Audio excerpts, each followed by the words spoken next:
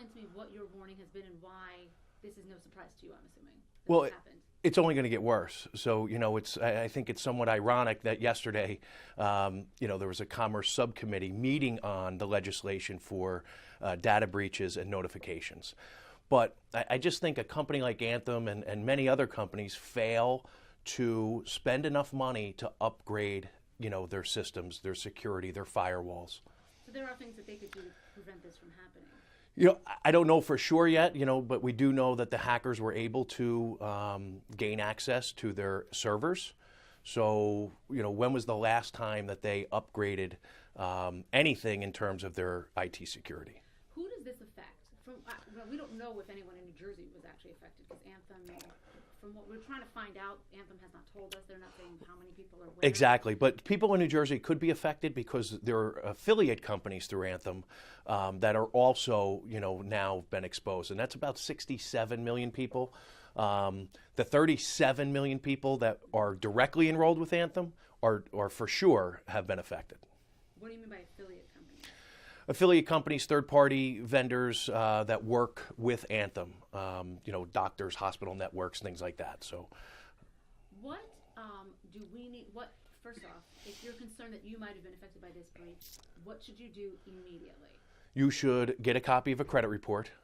Take a look at it. Obviously, look for any red flags, accounts that don't belong to you, addresses, recently added addresses that you have never lived at. So one of the things that the identity thieves do is they try to establish a completely new identity, and they'll use a different name, a different address, but they're going to use your social security number. So look at the report, and then, unfortunately, in today's day and world, you really need to be involved in a credit monitoring program that also has the resolution services, because people always say, Paul, what if I get the alert that somebody just tried to open up a credit card or multiple cards, or they're leasing a car or buying a house? So the average person doesn't know what to do. So make sure you have some type of resolution service that goes along with the credit monitoring. And I say it's unfortunate because the free services that are out there are just inadequate. So people are going to wind up having to pay anywhere from $10 to $20 a month for that service. But it's the world we live in. Yeah, tell me about a little more about these programs. These are not things that are offered through the government. These are not things that are offered those free, like what I did, the free fraud. The fraud alert, so if you've been affected, you might want to even go take it a step further and put a security freeze on your credit reports. And that means that no one, including you, would be able to gain access to your credit reports without first providing a PIN or a password. The fraud alert just says to creditors who are pulling your reports, go an extra step in terms of verifying that the person is who they say they are. How would a credit report help me? Even if someone stole my information yesterday, could they have, with the credit report? So that's where the monitoring comes in. The credit report is a snapshot in real time, and it might not help you if this is something that hasn't been reported yet. So that's where credit monitoring comes in. Once you provide the company with your information, if it's used in any way that's not consistent, you should get an alert via email or text. Tell me more about these. Who does these monitoring programs that you would have to, I guess, pay for? Well, the shameless plug would be Better Qualified, certainly provides free credit reports along with a monitoring service that really is, ours is only like $6.95 a month. So again, anywhere from $7-8. Some of the higher ones, like there's a LifeLock, most of the people know because they do so much marketing.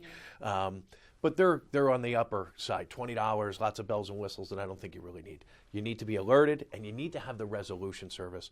Someone that's going to help you. If someone's opened up the reports, what do I do? Well, you need to file a police report, and you need to contact the creditors. And, the average person spends about 2 years trying to undo what the identity thieves have done.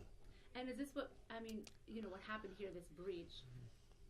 Do you think the company's doing enough to help? Do you think? No, I think one of the things that I try and champion, and the things that we talk about, are all of the companies thus far, in my opinion, have fallen short in notifying the clients, customers on time, and then don't just provide a one bureau credit report. There's 3 bureaus, and so for that very reason, they need a 3 bureau credit monitoring solution and service.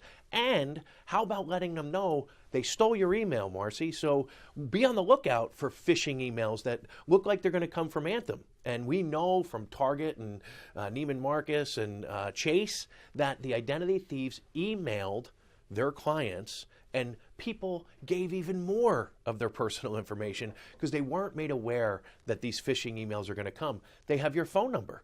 So be on the lookout for phone calls. How you doing? This is Paul Oster from Anthem.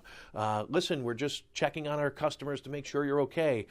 Can you please verify with us your social security number, bank account information? It goes on and on. And people are in panic mode. Maybe they're rushing to work. They got a kid crying. And all of a sudden they give this information. And then it really becomes a bad situation. Okay.